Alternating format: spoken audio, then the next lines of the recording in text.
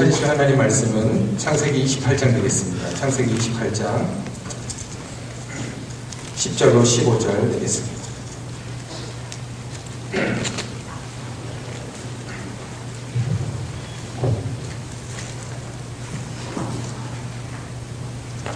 창세기 28장 10절로 15절 되겠습니다.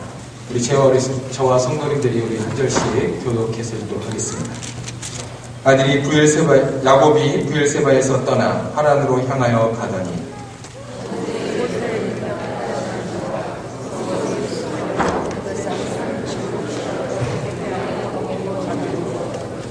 꿈에 본즉 사닥다리가 땅 위에 섰는데 그 꼭대기가 하늘에 닿았고 또 본즉 하나님의 사자가 그 위에 오르락내리락 하고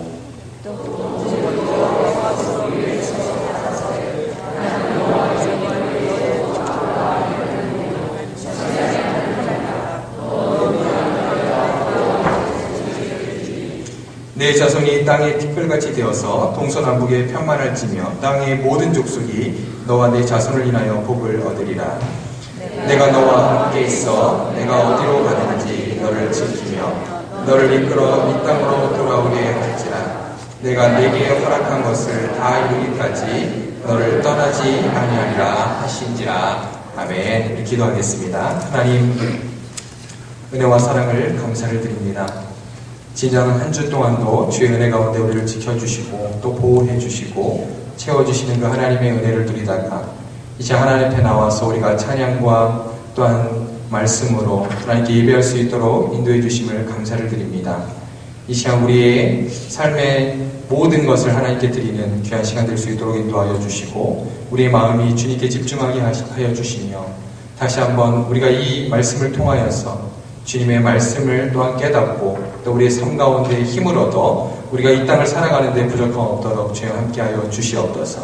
특별히 이 시간 부족한 종이 섰습니다. 붙들어 주시고 또한 우리 모두 함께 하나님의 놀라우신 은혜를 경험하는 또한 성령님께서 함께하시는 그런 귀한 예배로 사용하여 주시옵소서. 또 특별히 이 시간 여러 가지 하나님 문제와 또한 여러 가지 건강의 어려움으로 또한 이 시간 고통당하는 우리 귀한 성도님들을 특별히 붙들어 주시고 그들 위해 주의 은혜와 주의 사랑으로 함께하여 주시옵소서. 이 모든 말씀 예수님 이름으로 기도합니다. 아멘. 우리 오늘 말씀의 제목은 약속의 하나님입니다. 여러분 혹시 낯선 곳에서 이렇게 주무시면서 밤잠을 못 이루신 적이 혹시 있으십니까? 아마 있으시겠죠? 누구에게나 그런 경험도 있을 것입니다. 저는 군대에서 처음 입대한 날 잠을 못 잤던 경험들이 있습니다. 단풍이 졌던 게 한 가을날이었습니다. 9월이었는데 20대 초반의 나이에 머리를 짧게 자르고 의정부의 306 보충병 입대를 했습니다. 짧은 머리가 어색해서 이렇게 머리를 만지면서 또 이제 곧 입대한다라는 그런 긴장된 마음 속에서 살아가는 부모님과 곧 또 떠나야 되고 그런 마음 속에서 이제 군대를 입대했던 일들이 지금도 생생하게 기억이 납니다. 그리고 이제 첫날 군대를 입대를 했습니다. 306 보충대는요, 이제 훈련소로 가기 전에 거기서 한 3박 4일 정도 잠깐 있는 그런 곳이거든요. 그런데 첫날 밤에 잠이 도저히 안 오더라고요. 내무시라고 하는 딱딱한 이렇게 마룻바닥에서 옆에 같이 전우들과 함께 군복을 입고 이제 자는데 잠이 안 오는 거예요. 그래서 새벽에 도저히 안 되겠다 싶어서 옆에 전우조, 여러분 훈련병 때는 혼자 못 다닙니다. 항상 3명이 같이 다니는. 화장실을 가고 싶은데 옆에 전우들을 깨워야 돼요. 그래서 셋이 같이 이제 불침번 쓰는 조교에게 허락을 받아서 화장실을 갔습니다. 화장실을 가서 이를 보고 그리고 이제 갑자기 창밖을 이렇게 봤는데 와, 창밖은 너무나도 화려한 불빛이 의정부 시내의 그 화려한 불빛이 제 눈에 들어오더라고요. 와, 이 창밖만 나가면 어제와 똑같은 생활을 할 수 있을 것 같은데 도대체 이제 오늘부터 이거 인생이 어떻게 시작될 것인가 하는 그런 막 긴장된 마음과 두려운 마음이 들기 시작했습니다. 그렇게 이제 화장실에 갔다 오고 그리고 이제 잠자리에 누웠습니다. 그런데 정말 많은 생각들이 떠오르더라고요. 어제까지만 해도 사랑하는 부모님과 형제들과 또 친구들과 함께 그렇게 행복하게 지냈었는데 오늘부터 과연 나는 이 삭막한 남자들만 있는 곳에서 2년 2개월 동안 잘 살 수 있을까 하는 막 걱정이 들더라고요. 그리고 또 내일 아침부터는 어떤 일들이, 어떤 훈련이 나를 기다리고 있을까. 그리고 또 3박 4일 후에는 나는 어느 부대로 갈 것인가. 막 마음의 심경이 굉장히 복잡했어요. 그랬던 기억이 지금도 너무나도 생생하게 떠오릅니다. 그것이 바로 제가 아마 군대에 처음 입대해서 밤잠을 자지 못했던 그러한 경험이었던 것 같습니다. 오늘 우리가 본문에서 함께 만났던 야곱이 바로 이렇게 낯선 곳에서 밤잠을 자지 못한 경험을 한 것을 우리가 함께 오늘 좀 전에 성경을 통해서 읽어보았습니다. 그는 군대에 간 것은 아니었습니다. 그러나 어떤 일인지 모르지만 그는 낯선 환경 속에서 잠을 자고 있었습니다. 여러분, 도대체 야곱은 무슨 일이 그에게 있었던 것일까요? 이 이야기는 사실 야곱이 태어날 때부터 우리가 돌아가서 이야기를 해야 이해가 되는 말씀입니다. 야곱은 우리가 잘 아는 것처럼 쌍둥이 형 에서와 사이에서 태어났습니다. 그의 아버지 이름은 이삭이었고요. 그의 어머니는 리브가였습니다. 그런데 이 에서와 야곱은 쌍둥이인데 참 특이한 것은 이들은 태에서부터 서로 싸우면서 자랐습니다. 그런데 하나님께서 어느 날 리브가에게, 그 부부에게 그렇게 말씀하셨습니다. 너희 쌍둥이들 중에 큰 자가 어린 자를 섬기리라. 로마서 9장 12절에 보면 그런 말씀이 나오죠. 사실 이스라엘, 이 당시 히브리 문화도 우리 한국과 좀 비슷했던 것 같아요. 장남이 중요한 그런 사회입니다. 장남이 중요한 그런 사회 속에서 하나님의 그 예언의 말씀은 아마 이 이삭과 리브가 부부에게는 굉장히 불편한, 그리고 사실 좋은 예감으로 들리지는 않았을 것입니다. 그리고 나서 쌍둥이들이 태어나죠. 에서가 먼저 태어납니다. 그리고 오늘 말씀의 주인공인 야곱이 그 에서의 발꿈치를 잡고 두 번째로 나오게 됩니다. 바로 이들의 삶이 결코 순탄치 않을 거라는 것을 태어날 때부터 우리에게 성경은 보여주고 있는 것이지요. 그리고 이들이 이제 장성했습니다. 에서는 들에서 사냥하는 그러한 사람이 되었습니다. 그리고 그의 성경이 굉장히 남자다웠어요. 그러나 야곱은 좀 소심했던 것 같습니다. 그리고 그는 집에서 어머니를 도와 일을 하는 그러한 사람으로 자라게 되었습니다. 아버지는 당연히 장남인 에서를 더 사랑했습니다. 그러나 어머니는 야곱을 더 사랑했죠. 그런데 어느 날 야곱이 형 에서의 배고픈 그 틈을 타서 그의 장자권을, 여러분, 그 명분을 팔게 하는 일을 하게 합니다. 에서가 사냥을 하고 들어왔는데 너무 배가 고팠던 것이에요. 그런데 야곱이 부엌에서 팥죽을 쓰다가 형에게 그 팥죽을 줍니다. 그러나 바로 형의 그 장자권을 자신에게 팔면 이 팥죽을 주겠다라고 이야기를 하죠. 그러나 에서는 너무나도 배고팠기 때문에 그 배고픔에 그것을 대수롭지 않게 반응했습니다. 그리고 자신의 장자권을 옛다, 너 가져라 하는 마음으로 그렇게 팔게 됩니다. 사실 성경은 그러한 에서를 가르쳐서 경솔한 사람이라고 평가를 하고 있습니다. 히브리서 22장 17절에 보면 그런 말씀이 또 나오는 것을 우리는 보게 됩니다. 그리고 이제 또 시간이 지나 아버지 이삭이 점점 나이가 많아지고 이제 육체가 쇠하게 되었습니다. 그래서 이삭은 자신이 이제 죽을 날이 멀지 않았다는 것을 알았기 때문에 장남을 불러다가 그를 축복해주겠다라고 이야기를 합니다. 그래서 에서는 기대하는 마음으로 들에 나가서 사냥을 하게 되죠. 아버지를 위해 별미를 만들기 위해서 사냥하러 나가게 되었습니다. 그런데 그 축복에 대한 이야기를 누가 듣습니까? 바로 리브가가 엿듣게 됩니다. 그래서 리브가는 자신의 사랑하는 야곱에게 이야기해서 자신의 집에서 키우는 염소 2마리를 빨리 얼른 잡아서 별미를 만들어 오라고 야곱에게 시키게 됩니다. 야곱은 비록 어머니의 명령이었지만 그는 굉장히 두려웠습니다. 왜냐하면 혹시 아버지의 축복을 형 대신 가로채려다가 들켜서 이것은 축복은커녕 저주를 받지 않을까 하는 그러한 염려가, 그러한 걱정이 앞섰던 것입니다. 그러나 아버지는 당시에 눈이 어두운 상태였어요. 감각이 많이 떨어지는 상태였습니다. 그리고 어머니 리브가의 확고한 신념이 있었기 때문에 야곱은 아버지를 속이고 결국 그 축복을 받아내게 됩니다. 그 후 몇 시간이 지났습니다. 에서가 들어오죠. 에서가 이제 신나는 마음으로 축복을 받고자 별미를 만들어서 아버지께 들어옵니다. 그런데 방금 몇 시간 전에 동생이 자신의 축복을 가로챘다는 사실을 뒤늦게 깨닫게 됩니다. 그래서 에서는 화가 머리끝까지 그렇게 오르게 됩니다. 그리고 마음에 큰 원한을 품게 되죠. 내 어디 두고 보자. 아버지가 곧 돌아가시고 나면 동생 야곱을 내 손으로 죽이고야 말겠다라고 하는 그런 악한 결심을 하게 됩니다. 그리고 부모에 대한 원망으로 또 어떤 일을 저지릅니까? 자신과 같은 민족의 여자와 결혼하지 않고 헷족소, 당시에 하나님을 믿지 않는 이방 여인과 결혼을 하게 됩니다. 성경을 보면 그것이 이삭과 리브에게 고통스러운 일이 되었다라고 성경은 말하고 있죠. 한편 리브가는 그런 에서의 악한 마음을 알게 되었습니다. 그래서 사랑하는 그 아들 야곱을 살리기 위해서 그는 머리를 쓰게 되죠. 지혜를 발휘하게 됩니다.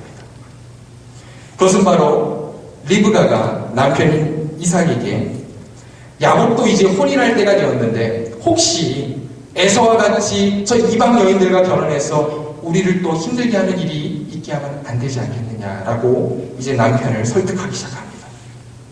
그래서 야곱은 명목상은 혼인이었지만 그는 사실 에서로부터 피신하기 위해서 결국 반강제적으로 집을 떠나야 했던 것입니다. 아까도 말씀드렸지만 야곱은 좀 소심하고요. 집안일만 하던 사람이었기 때문에 그는 사실 집을 한 번도 떠나본 적이 없던 그런 사람이었습니다. 그러나 형 에서가 자신을 죽인다는 그러한 이야기를 어머니로부터 듣게 되고 그는 두려운 마음에 결국 집을 떠나게 됩니다. 사실 그가 집을 떠났던 것은 부모님과의 마지막 작별이었죠. 그러나 그는 그러한 것도 생각하지도 못하고 그저 겁에 질러서 허겁지겁 아마 형 에서를 피해서 그는 집을 나섰을 것입니다.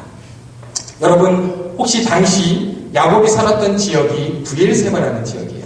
이스라엘의 브엘세바라는 지역인데 이제 그가 외삼촌 집인 바로 메소포타미아의 하란이라는 곳으로 가게 됩니다. 그런데 여러분 브엘세바와 하란까지의 거리가 어느 정도인지 아십니까? 우리 그 전 사진 한번 보세요. 예, 지금 밑에 별이 되어 있는 곳이 브엘세바고요. 바로 이스라엘에서 남쪽 지역입니다. 그 다음 메소포타미아의 하란, 저 지역은 아마 오늘날의 레바논이나 또는 시리아 지역일 것입니다. 이스라엘을 넘어서는 지역이죠. 저 지역이 550마일이나 되는 지역입니다. 굉장히 먼 지역이죠. 그래서 제가 550마일이 어느 정도가 되나 해가지고 어저께 한번 구글로 한번 지도를 한번 찾아봤어요. 그랬더니 우리 톨레도에서 뉴욕 맨하탄까지가 562마일이더라고요. 이제 정확히 이해가 되시죠? 굉장히 먼 거리입니다. 이 거리를 야곱은 이제 갔던 것입니다. 이스라엘은요, 제가 성지순례를 예전에 신대원 졸업여행으로 가본 적이 있는데 이스라엘은 우리 한국과 좀 비슷해요. 굉장히 산들이 많고요. 그리고 계곡도 많고 또 특별히 광야가 많습니다. 굉장히 험악한 지역이라는 것이에요. 그런데 이 지역을 당시에 뭐 차가 있었겠습니까? 고속 전철이 있었겠습니까? 걸어가겠죠. 걸어서 이 먼 거리를 간다는 것 그 자체가 사실 야곱에게는 기적과도 같은 일이었습니다. 이 길이 얼마나 힘들고 어려웠는지 특별히 오늘 말씀 그 다음 장인 창세기 29장 11절에 보면 그가 드디어 메소포타미아 하란에 도착해서 우물가에서 라헬을 만나죠. 그때 여러분 29장 11절에 보면 그가 라헬을 만나서 입 맞추고 소리를 내어 울었다라고 성경 기록하고 있습니다. 그런데 여러분 여기서 울었다라는 표현이 여러분 우리가 보고 있는 이 개혁성경은 단순히 울었다라고 소리내어 울었다라고 기억하고 있지만 사실 원어를 보면 이것은 아주 방성대곡을 했다라는 그런 표현인 것입니다. 그의 여러분 이 550마일의 여정이 얼마나 힘들었는지를 보여주는 그러한 대목이라는 것입니다. 그리고 이제 야곱은 브엘세바를 떠나서 드디어 한 장소에 도착하게 됩니다. 바로 그 도착한 장소가 오늘 우리가 처음 함께 읽었던 이 창세기 28장 말씀에 바로 그 장소가 된다라고 하는 것입니다. 창세기 28장 10절에서 11절 한번 다시 한번 보시기 바랍니다. 브엘세바를 떠나 하란을 향하여 가더니 한 곳에 이르러는 해가 진지라 그랬습니다. 여러분, 이 한 곳이 어디입니까? 바로 19절을 또 보세요. 19절을 보시면 이곳의 이름이 루스였습니다. 그리고 나중에 이곳의 이름이 베델로 바뀌게 되죠. 우리가 잘 알고 있는 그 베델 지역, 바로 이곳입니다. 여러분, 브엘세바에서 이 베델까지도요, 제가 어느 정도 거리인가를 봤더니 60마일입니다. 60마일. 약 킬로미터 수로는 96km, 약 100km가 되는 굉장히 먼 거리예요.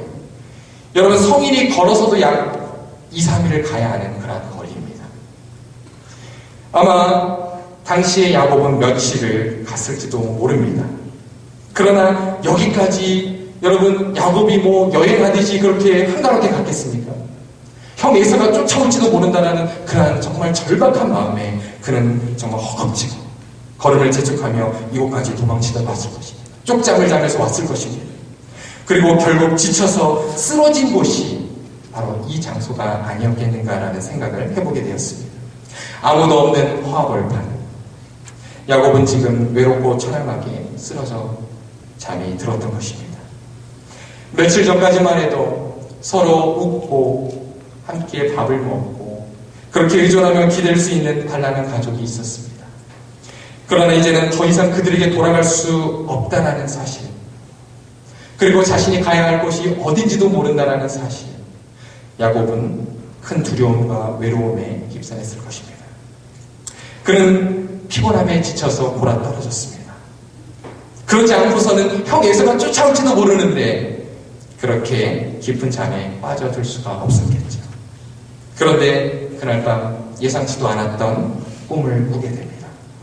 그것이 바로 오늘 12절에 나오는 말씀입니다. 12절을 보시면 사닥다리가 땅을 향하여 섰는데 그 꼭대기가 하늘에 닿았고 또 본즉 하나님의 사자들이 그 위를 오르락 내리락 했다라고 성경은 이야기하고 있습니다. 그는 환상을 보았던 것입니다. 야곱은 이 환상을 보면서 또 다른 두려움이 그에게 엄습해 왔습니다. 왜냐하면 비록 꿈이었지만 그곳에서 여호와의 사자를 만났기 때문이죠. 여러분, 구약 성경을 보면 특별히 여호와의 사자가 종종 등장하는 장면들을 우리는 보게 됩니다. 그것을 우리는 프리인카네이션 하신 예수님의 모습으로 우리는 생각해 볼 수 있습니다. 그런데 그 특징은, 그 여호와의 사자를 만났던 사람들의 특징은 무엇이냐면 그들의 반응이 모두 한결같았다는 것이냐.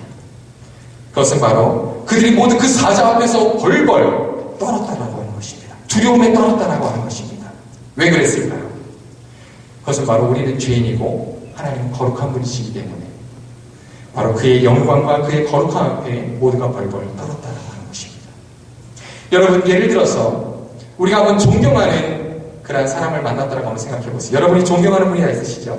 존경하는 어떤 어른이 있는데 그분을 우리가 만났다. 여러분, 마음이 어떻습니까? 떨리죠? 긴장이 되죠? 왜 그렇습니까? 그분의 그 존경하는 마음 때문에 그분의 그러한 위엄과 경외심이 우리 가운데 있는 것입니다.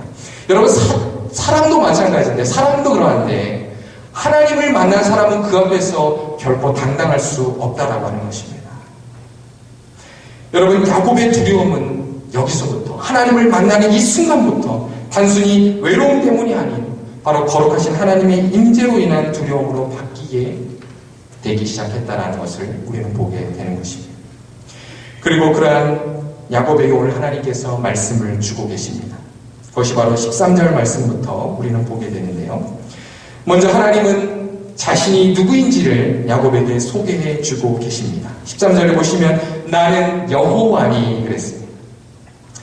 여러분, 하나님을 표현할 때 사용되는 어휘들이 많이 있습니다. 성경에 보면 엘로힘이라는 단어도 있고요. 또는 엘, 그리고 오늘 말씀처럼 여호와 또는 야훼, 이러한 여러 가지 용어들이 있습니다. 그런데 하나님께서 오늘 야곱에게 나타나시면서 자신을 소개하실 때 여러분, 나는 엘로힘이다. 여러분, 엘로힘이라는 단어는 나는 전능한 그러한 권위자다라고 하는 그러한 말씀입니다. 그러나 하나님은 야곱에게 그러한 여러분 엘로힘의 하나님으로 계시하지 않으셨습니다. 그에게 나는 여호와다라고 계시하셨습니다. 여러분, 여호와의 이름의 뜻은 무엇이고 하니 제가 그것을 좀 찾아보니까 이는 아주 밀접한 그러한 종교적 관계를 나타내는 용어라고 합니다. 여러분, 그래서 유명한 성경학자인 보스는 말하기를 이 야곱의 사닥다리의 꿈은 야곱의 미래 생활에 대한 확신뿐만 아니라 또한 하나님께서 그와 늘 친밀하게 함께 하시겠다라는 의미가 담겨져 있다라고 그는 말하고 있습니다. 여러분, 이 야곱은 이 환상을 대하면서 처음에는 두려웠지만 하나님의 말씀이 두려움보다는 점차 친밀함으로 느껴지고 있었다라고 하는 사실입니다.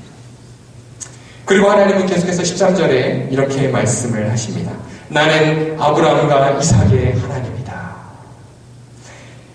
여러분, 그분은 지금 야곱에게 친밀함으로 인격적으로 계속 다가오시는 것을 우리가 느끼게 됩니다. 왜 그렇습니까? 여러분, 아브라함과 이삭은 누구입니까? 사실 야곱에게 있어서 아브라함과 이삭은 누구예요? 자신의 사랑하고 존경하는 아버지이고 바로 할아버지 이름입니다. 얼마나 반가웠겠습니까? 그가 그 외로운 가운데 하나님께서 나타나서 내가 너의 할아버지와 아버지의 하나님이다. 얼마나 친밀함으로 그가 하나님을 느꼈겠습니까? 하나님은 이처럼 인격적이고 야곱이 이해할 수 있는 방식으로 그에게 다가오셨다라고 하는 것입니다. 여기서 저는 야곱이 인격적인 하나님을 만났다라고 생각합니다. 그리고 나서 하나님께서는 그에게 언약의 말씀을 이제 말씀하기 시작하시죠. 14절을 보시면 이렇게 말씀하십니다.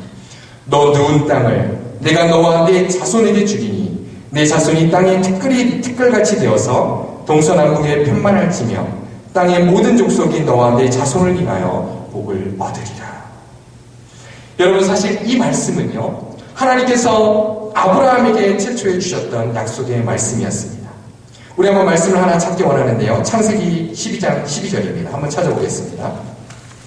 창세기 12장 12절이 아니라 2절입니다. 창세기 12장 2절 말씀입니다. 자, 하나님께서 아브라함에게 처음에 주셨던 약속의 말씀을 우리 한번 같이 보도록 하겠습니다. 창세기 12장 2절만 보겠습니다. 우리 한 목소리를 같이 읽겠습니다. 시작. 내가 너로 큰 민족을 이루고 내게 복을 주어 내 이름을 창대케 하리니 너는 복의 근원이 될지라. 아멘. 여러분, 비록 이 말씀과 야곱에게 주셨던 그 말씀이 어휘는 좀 다른 것 같지만 사실 그 약속의 말씀은 동일한 내용이었다는 것입니다. 그런데 놀라운 것은 지금 하나님께서는 이 약속의 말씀을 이전까지 아브라함과 이삭에게 주셨습니다. 그리고 보세요. 계속 장남들에게 주셨습니다.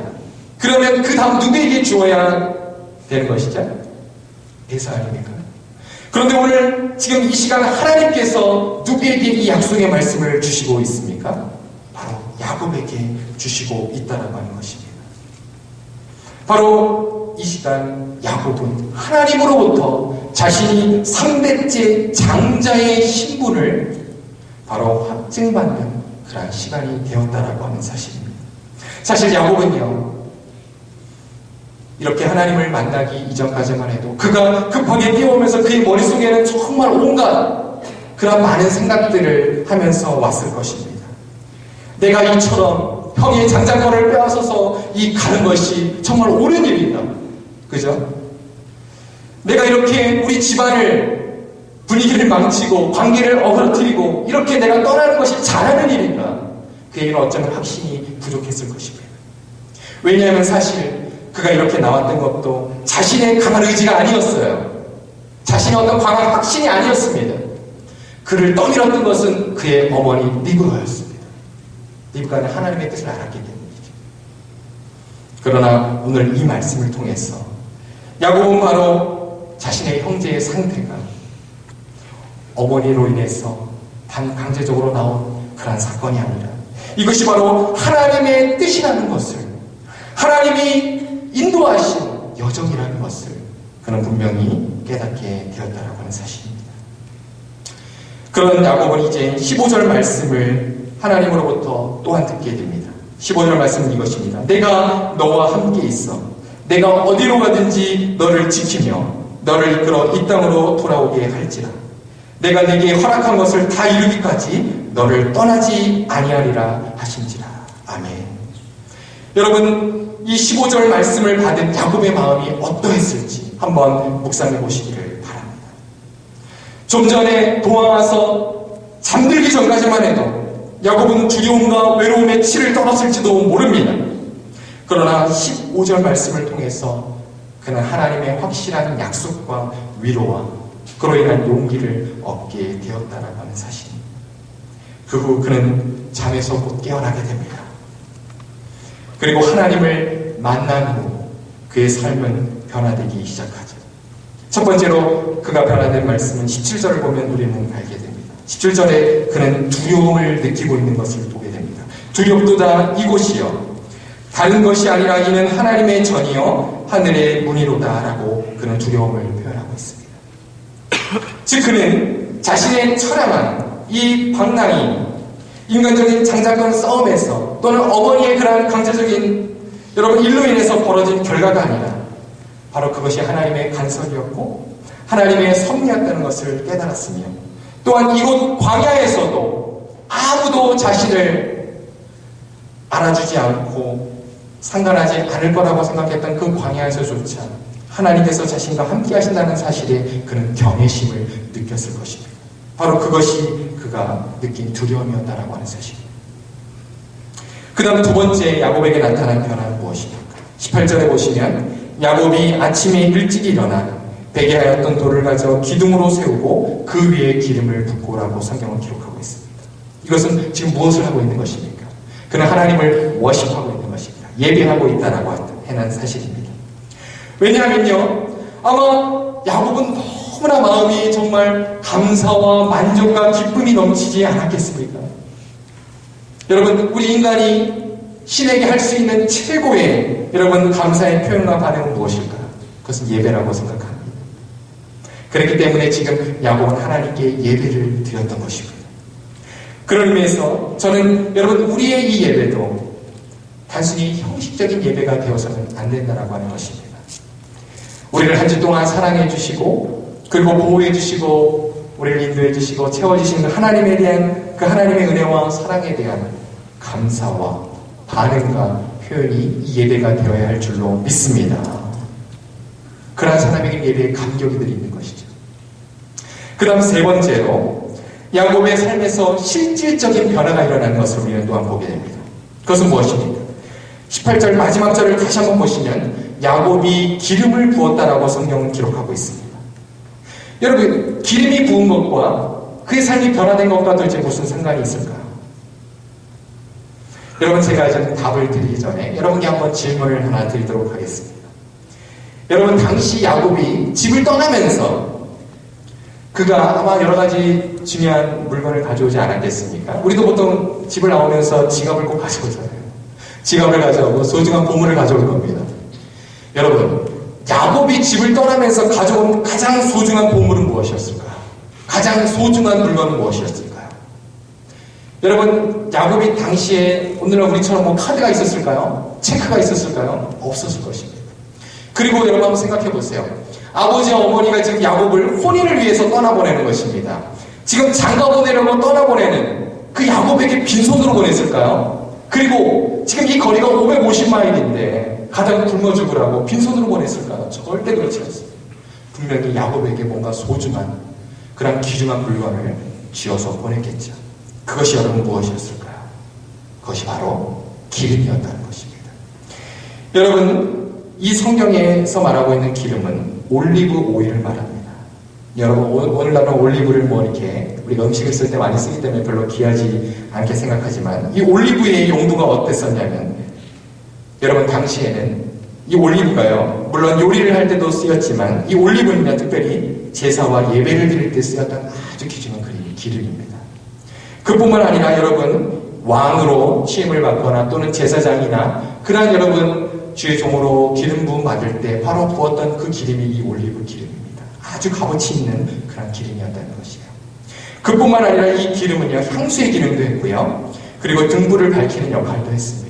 그래서 당시 여자들이 혼수품으로 가져왔던 것이 기름입니다. 여러분, 종합적으로 볼 때 이 오일은요, 당시에 매우 값어치 있는 그러한 소중한 물건이었다는 것입니다. 사실 야곱의 여행을 여러분 생각해 본다면 여러분, 야곱은 지금 아직 얼마 못 왔어요. 그죠? 아직도 500마일 이상을 가야 합니다. 여러분, 야곱은 절대로 여기서 기름을 낭비해서는 안 됩니다. 여러분, 야곱은 머리가 아주 좋은 사람이에요. 야곱은 아주 속이기를 잘하는 사람입니다. 약삭빠른 사람입니다. 그는 모든 걸 다 알고 있었어요.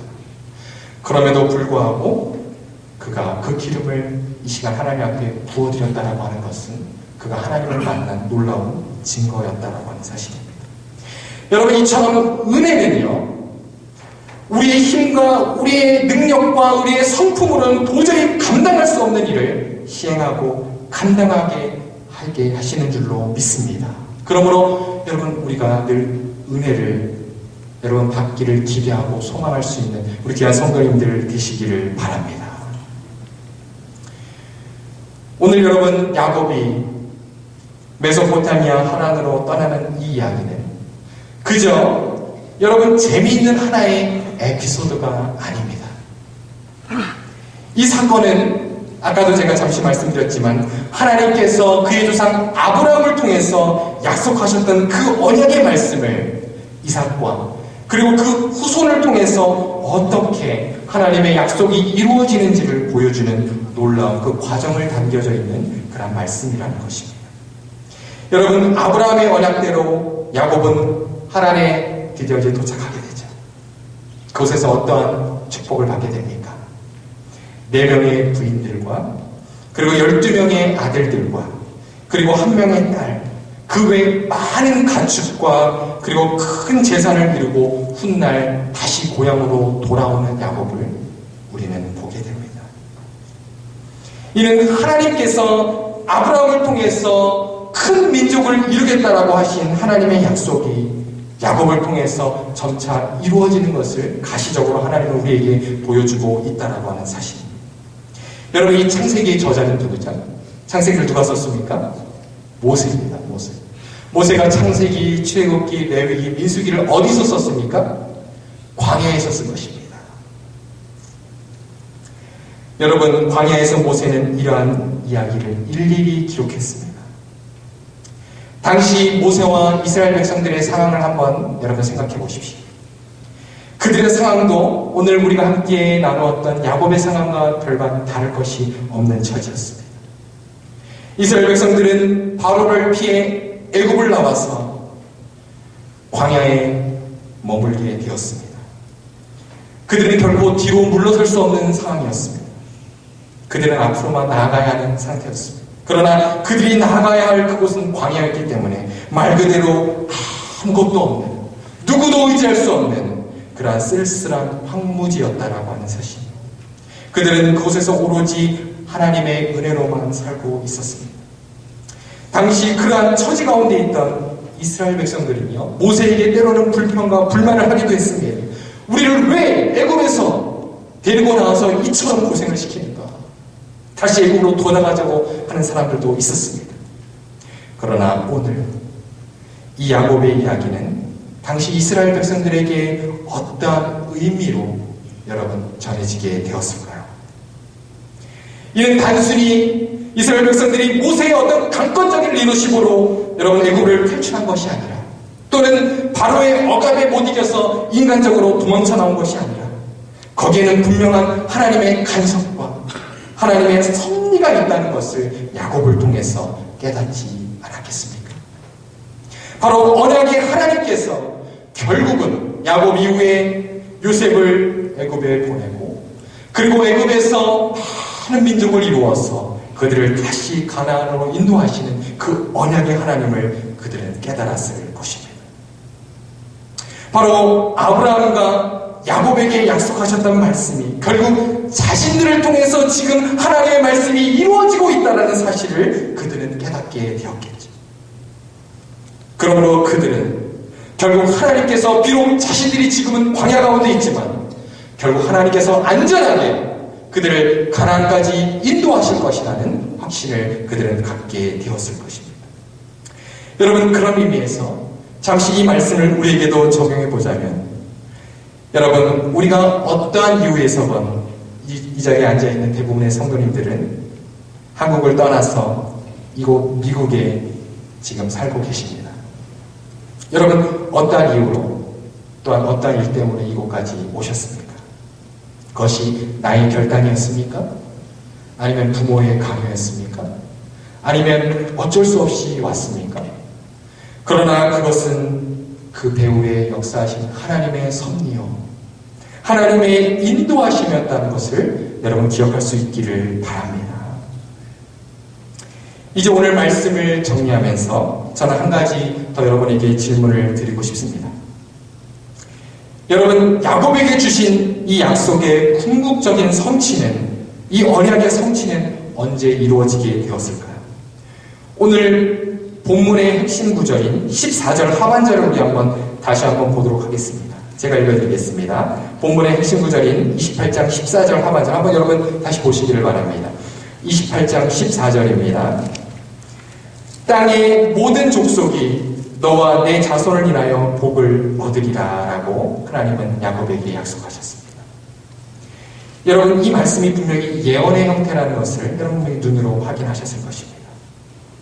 그러면 이 일이 과연 언제, 과연 누구를 통해서 여러분 궁극적으로 이루어질 것인가? 여러분, 14절 하반절 말씀을 여러분 한번 자세히 보시면 이 말씀은요, 단순히 이스라엘 백성만을 위한 약속의 말씀이 아닙니다.